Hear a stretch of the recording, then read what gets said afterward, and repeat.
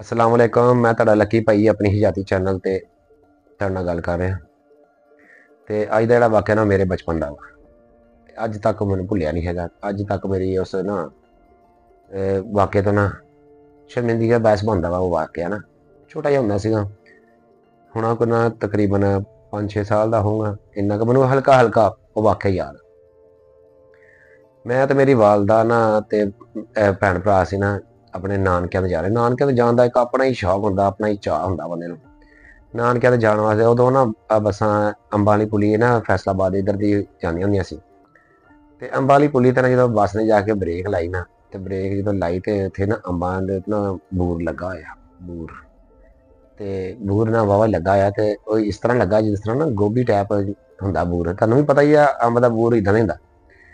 ते मैं ना अपनी ना वालदा नूं कहा, मैं कहा अम्मी अम्मी ओहदे ना अंबां नूं ना गोभी लग्गी होई, अंबां दे दरख्तां नूं गोभी लग्गी होई। ठीक है ना। तो जो मैं इन्नी थोड़ी उच्ची आवाज च कहा तो दूसरे में 2-4 बंदियां ने सुन लिया तो हसन लग पे। तो मैंने महसूस हो गया कि मैं बहुत वड्डी ना कोई गलत गल कर दी है। तो वालदा मेरी भी मुस्कुराउण लग पई कि बेटा कहने ये ना गोभी नहीं अंबां दा बूर आ, इस तो बाद फिर अंबियां बनदियां वा ते फिर अंब लगदे आ। हुण भी वो फिर वाकया फिर वालदा ने जाके उत्थे जाके दस्सिया कि इदां होया।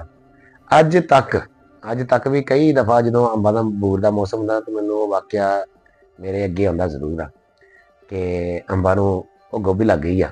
ਠੀਕ ਹੈ ਨਾ। ਮੈਨੂੰ ਅਕਸਰ ਲੋਕ ਕਹਿੰਦੇ ਅੰਬਾਂ ਨੂੰ ਗੋਭੀ ਲੱਗ ਗਈ। ਠੀਕ ਹੈ ਨਾ। ਜਿਹੜੇ ਮੇਰੇ ਆਪਣੇ ਰਿਸ਼ਤੇਦਾਰ ਆ ਜਿਨ੍ਹਾਂ ਨੂੰ ਇਸ ਵਾਕਿਆ ਦਾ ਪਤਾ, ਤੇ ਇਹ ਚ ਯਾਰ ਸ਼ਰਮਿੰਦਗੀ ਮੈਂ ਨਹੀਂ ਮਹਿਸੂਸ ਕਰਦਾ ਕਿਸੇ ਵਾਕਿਆ 'ਚ, ਅੱਛਾ ਜਾਂ ਬੁਰਾ ਉਹ 'ਚ ਕਿਹੜੀ ਗੱਲ ਆ। ਜ਼ਿੰਦਗੀ ਦੇ ਇੱਕ ਛੋਟੇ ਹੁੰਦਿਆਂ ਦਾ ਵਾਕਿਆ ਵਾ।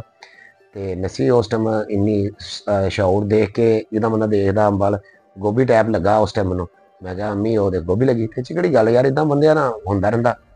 ਤੇ ਬਾਕੀ ਤੁਹਾਡੇ ਨਾਲ ਵੀ ਕੋਈ ਇਦਾਂ ਦਾ ਕੋਈ ਵਾਕਿਆ ਹੋਇਆ ਵਾ ਤੇ ਦੱਸਿਆ ਕਰੋ ਯਾਰ। बाकी दुआ याद रखियो। बड़ी मेहरबानी। अल्लाह हाफिज़।